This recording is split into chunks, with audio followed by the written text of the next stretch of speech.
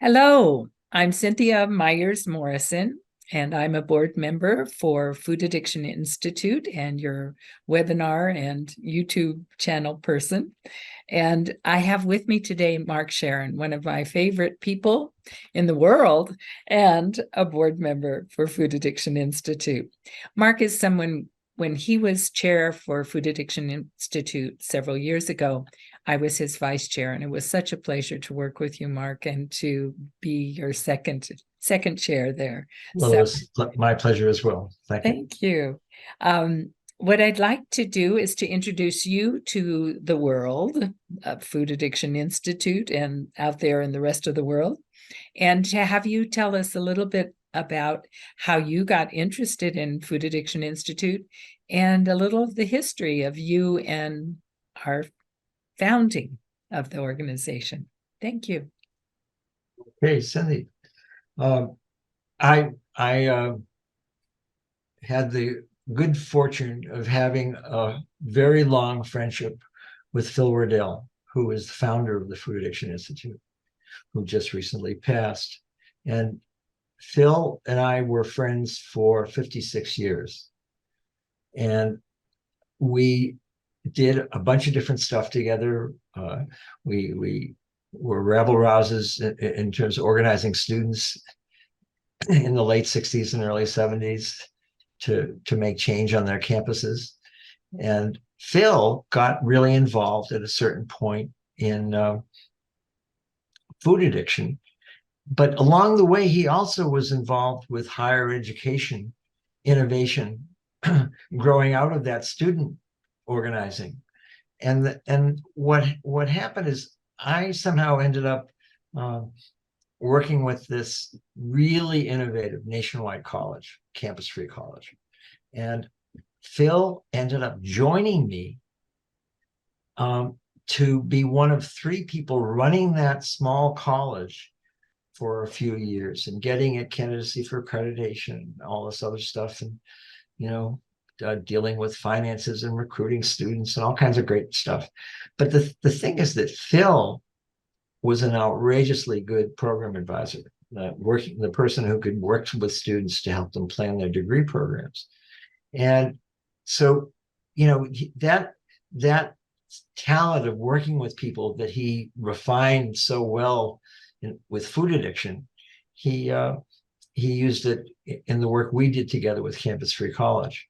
At any rate, with all that time of his working with me and helping me with the college, it was only fair that when he asked me would I help him with the Food Addiction Institute, I had to say yes. I didn't really have very much choice. Turnabout is fair play. So we started doing things together for quite some time, and working with Cindy and others, some marvelous people around the planet. That was one of the neat things that Phil did, was he organized people. He got people engaged with food addiction all over this planet. And it meant that when you worked with the Food Addiction Institute, you had the good fortune of working with outrageously wonderful people in all these different countries. So, I really had a ball with that aspect of things. I mean, it was really fun, and the people were really interesting, and they were all deeply committed to food addiction. And it was an easy thing to be committed to because it just made so much sense that it was something that was affecting so many people. And that and the more I learned about what Phil had done in terms of discovering, along with others of the best practitioners, that abstinence was really absolutely essential if you wanted to treat food addiction, and that most medical folks weren't doing that. And so, to help him and these other folks in the crusade of trying to get people to see food addiction when I was there, recognize it, and treat it appropriately, effectively. It just was easy to just sort of jump on board with that. And I had some experience with long range planning, so I I facilitated a workshop for the institute on that topic, and as sometimes happens when you mistakenly do something like that, I was roped into becoming the chairman of the board. But it was fun. I mean, it was so meaningful. I mean, I guess the answer to your question is, how did I get involved? It was to help a friend who had helped me so incredibly for many years, and then it became a cause that I myself felt was really important, and it was so easy to kind of get into it, even though I myself haven't had that particular condition. Like everybody, I deal with issues around food, but in terms of food addiction as a condition, I didn't have that. But that has never seemed to matter. I mean, it's like people just only wondered, are you willing to work hard and treat all of us with respect? And I figured I could do those two things. So that's how I got involved. Oh, that's wonderful, Mark. Thank you. And I'm so glad you were involved and have been involved and continue to be involved during a period when I have been involved. So, one of the things that we like to know is what kinds of jobs have you had? What kinds of work have you done on the Food Addiction Institute platform, so that people can have the taste of, the flavor of what possibilities are there in terms of perhaps they'd like to be a board member, or at least to start by becoming part of a committee. Well, I really am a firm believer that when people are members of committees, they don't have to be board members. What we need is more people who find a certain part of what needs to be done to advance this, so that more people have access to good care, and more people have access to the support they need. It's so much that's important. Most folks who are successful in treating food addiction like having the opportunity to refer people to support groups and often a 12-step program, and but some kind of a support group, so that between times that they're working with a professional, they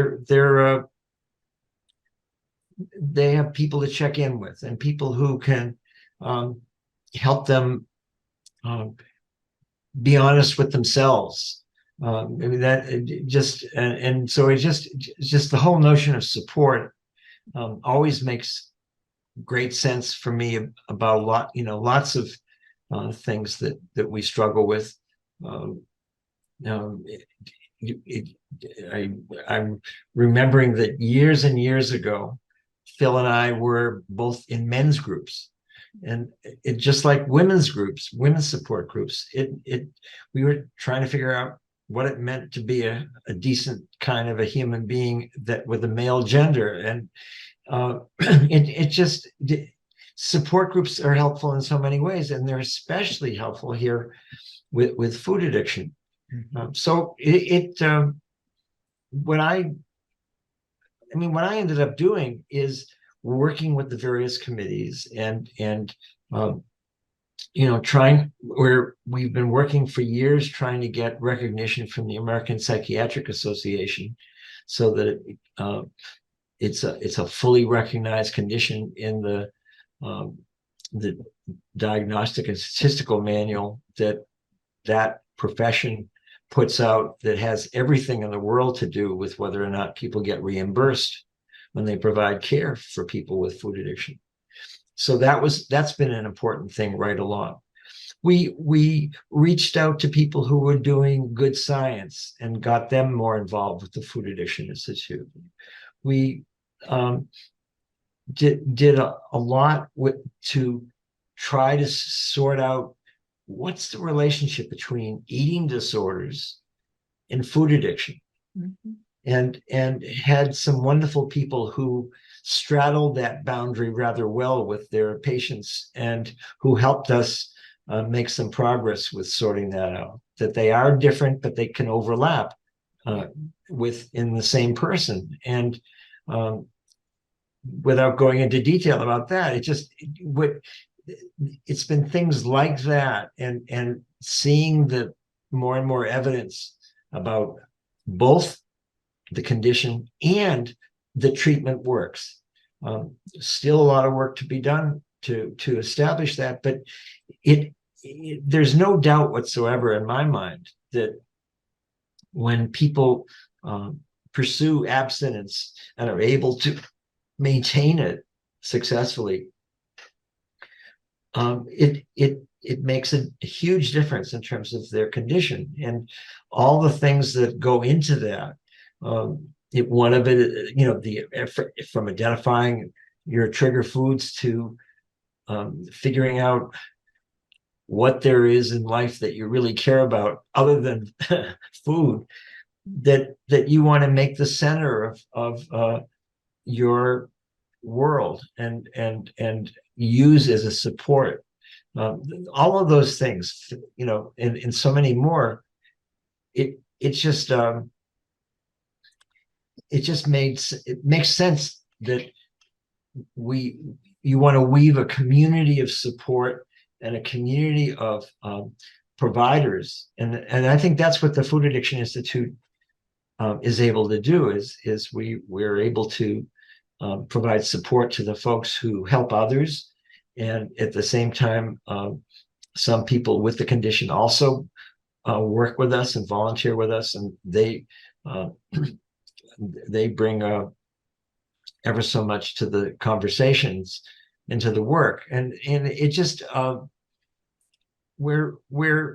it's really funny. It's like, if you look at how many years the Alcoholics Anonymous has been working with alcohol as an addiction, you think that maybe food addiction is a young science. The treatment maybe is sort of a young thing, even though the condition is probably older than a lot of other things.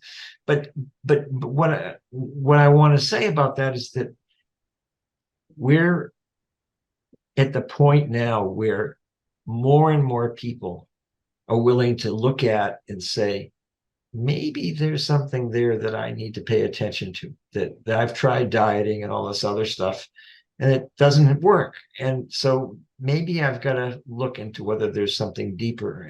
And so that I think the time is really on our side, that the world is waking up to the existence of food addiction. And so my hope would be that some of you listening to this might decide to volunteer for one of our committees, and find a particular thing that committee is doing that you would love to help with, and that you have skills that would help, or just plain strong interest and a willingness to work, with others that are similarly inclined. So that's it. I mean, I have a deep belief that this is one of the more important things that's out there needing attention in the world, and with health, because so many other addictions started with food addiction, or end up including, being comorbid, meaning also present in the person at the same time with food addiction, and therefore it's just ubiquitous. It's everywhere, and we need to let the world know more about the good ways that they can respond to the condition as it affects so many people around the world. So true, Mark. Thank you. And we do have social media that is going out there with Food Addiction Institute.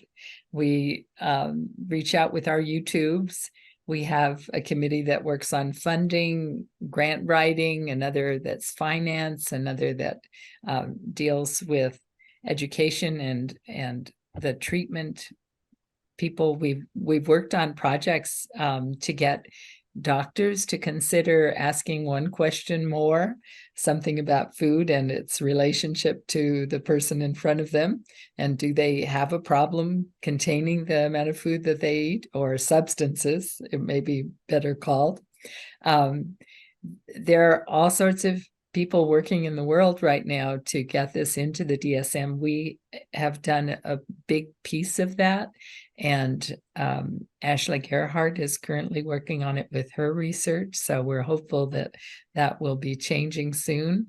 And I've heard rumors that the guidelines for food are going to change to suggest that ultra-processed foods are not really food.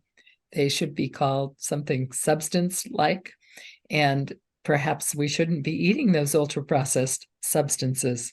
So I've heard that recently. Since they're not really food. They're not food. They're not nutrient-rich and Right. providing nutrients for our systems. So Good. there we go. We're making progress in a variety of places. One of the things that I'd like to ask you on a personal level is, I understand that you have a book that's going to be out about economics and everyone enterprising, gainfully employed. Everyone enterprising, everyone gainfully employed, and it's basically saying that everyone is able to be a person who takes a huge amount of initiative in various aspects of their life, and to be good about following through on that initiative and being resourceful, so that in other words, everybody has the potential to be enterprising. And what I'm wanting to do is to see that we change some of our major institutions such that we make it easy for everyone to be outrageously enterprising, to take all kinds of initiative in every part of their lives, and that they can do that if we have a major loan fund, microloan fund, big enough for the whole country. Then people could start their own, many more people could start their own businesses or start other initiatives, nonprofit initiatives, but things that they believe in, that they want to see happen. And because all the way through school and all the way in their health and their work, every workplace, if they're constantly encouraged to take initiative and to be resourceful about those initiatives, that it won't seem strange to have millions more people be entrepreneurial or entrepreneurial, and that might actually create a future for folks where they can make a decent living. That sounds very exciting, very exciting. And that when, in terms of food addiction and how all of this plays in, we as purchasers, we as people who go to these places to buy things and can choose more and more with your ideas where we would buy and from whom we would buy and what we would buy, we have a great say in what stays stocked on the market shelves. Right. So right. It's absolutely true that people could make choices that would make a huge difference, and that if we are part of the stream of good information, we can enable better choices to be made. Well, I see Phil Wardell and you having done that in the past, and see you carrying on his torch into the future. So I'm very grateful for the opportunity. Is there anything else that you'd like to share before we close here? No, Cindy, I appreciate the opportunity to chat, and appreciate your doing these conversations with folks, so that more of the a lot of the people who are involved with the Food Addiction Institute get to be people that are known and appreciated more broadly. So it's nice. Well, this is a man that I certainly have appreciated and enjoyed and continue to do so. So I invite you to come join us on a committee. You'll see Mark and me, and we'll be out there working in the trenches and trying to get more information out into the world about food addiction, and that abstinence is a solution, and that so many people that have other eating disorders also have food addiction layered in with it. And the most intransigent of the problems sometimes are exactly that, because of food addiction. Yeah. That triggers a whole Yes. Well, world of things. Thank you so much. My pleasure always in talking with you, and thank you for this time. Thanks, Mark, very much. Thank you, Cindy. Bye. Dr. Mark Cheren.